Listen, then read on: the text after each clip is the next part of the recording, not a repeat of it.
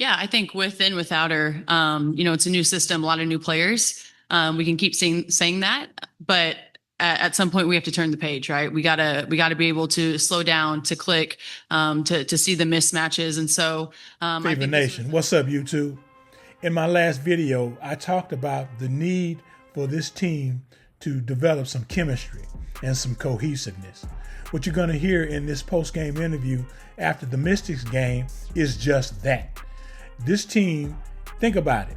You have virtually a new roster. The only holdovers from the last team are Demiris Dantas, Lexi Hull, and the Big Three. Everybody else is new on this roster. I'm sure they're not running Coach Side's system because you have 5 players that would know it and 5 that wouldn't. So keep that in mind as you listen to this interview and they talk about the need for the team to come together on what the coach is trying to get them to do. I think this was a kind of gut punch for us. We're going to come back tomorrow, practice, more focus, more energy. We know we want to be at the end of the season, but we're not just going to get there. Sometimes it sucks and it's a grind, and that's where we're at right now. But I do think short term and long term, it's going to make us better. What were some of those things, mentioning practice tomorrow, that you think you need to work on? Attention to detail, knowing personnel, defensively, knowing the schemes. I think a lot of our breakdowns today was just knowing who you was guarding, knowing where you need to be based on who you were guarding, whether that's off the ball or in the gap. We just weren't sharp. We weren't sharp enough to be a contender for anything tonight. And I think a big part of tomorrow is being able to defensively be sound so we can get what we want. A couple of things I'm hearing. Their execution of the defensive scheme. Obviously, you're not going to win championships if you can't defend. We know the Fever has the ability to score points with Caitlin Clark in the lineup. Think about it for a moment. They started the season 4 games with Caitlin Clark. They went 2-2. Now they're going to play without Caitlin Clark for 4 games. We're trying to develop team chemistry, and this is not helping at all. Now the team has to get to know itself with Clark and without Clark. Keep that in mind as you listen to the rest of this interview. Was kind of my question. Would you guys say that the points in the paint, allowing 48 points in the paint, is it all kind of a factor of what you just said, just the attention to detail, or is there anything else that kind of stuck out for that aspect of the defense? Yeah, I think any professional teams that gets to the paint and get 48 points from it, you won't beat them. I think we got to be intentional about guarding your yard, guarding your individual person, and utilizing your help when you need it. But I just think attention to detail and being able to know that it's important, that everyone is a factor, everyone's important, no matter who we play. And I think getting punched in the mouth early is kind of humbling because it goes to show where you need to be. Okay. Well, yeah. Just I guess offensively, it felt like maybe you guys. Did you feel like the offensive issues were more shot selection, getting the right shots, just them not hitting, the flow? Like, what could you pinpoint? I won't speak for self, but I mean, I just couldn't hit a rock in the ocean today. But it could be a combination of all those things. It could be selectively one of those things. But I think overall, you got to be in tune to know like how to win and be a pro. And I think we could take this game for what we want. And as a professional athlete, we got to be able to turn the page and utilize it for what it was. But I do think, going to these games, we have to have a scheme offensively and defensively. And I just think that we were poor at it. So now, what we do know is what? The team is not executing. The players are not communicating the way they should be defensively or offensively at this point in the season. Now, when Clark plays, everything is on in an advanced mode level.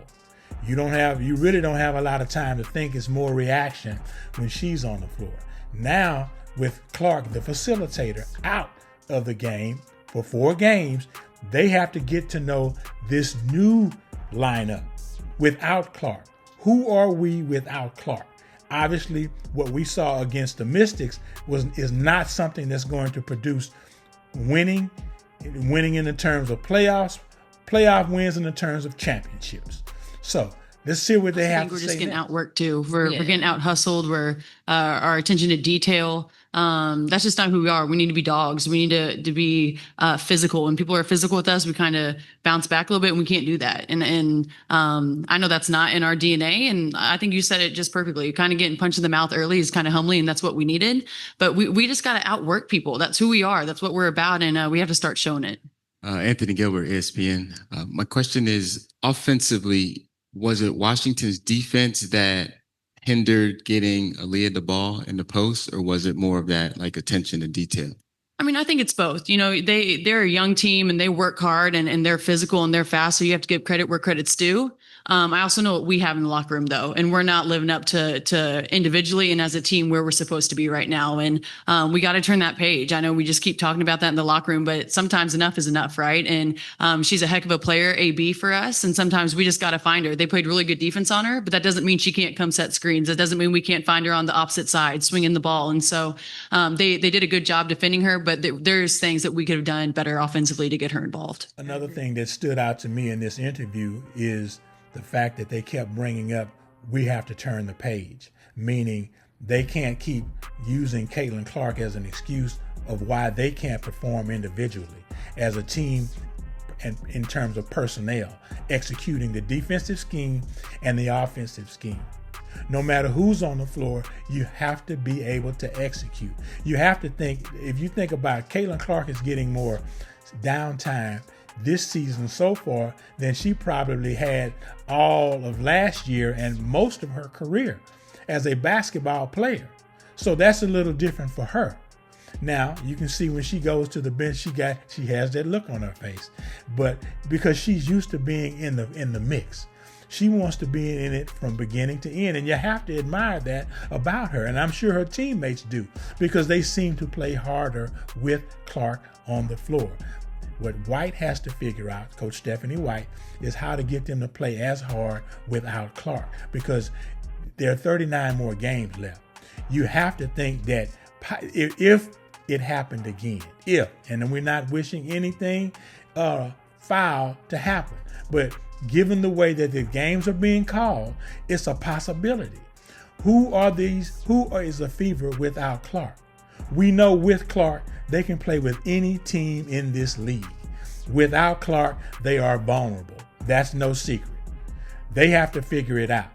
I hope they figure it out in the next 3 games. They need to figure out how to win without Clark. So when she comes back, she doesn't have to do as much to get the W. We know what they're capable of offensively with Clark. We know Clark is going to find the open players. Execution, scheme, assignments. Last game, too many assignments were blown, too many open shots given to good shooters. You can't let good shooters take wide open shots. That's the bottom line. That's all I have for you right now. Like, comment, subscribe, and let me know what you think. Okay? Have a good one. I'm out.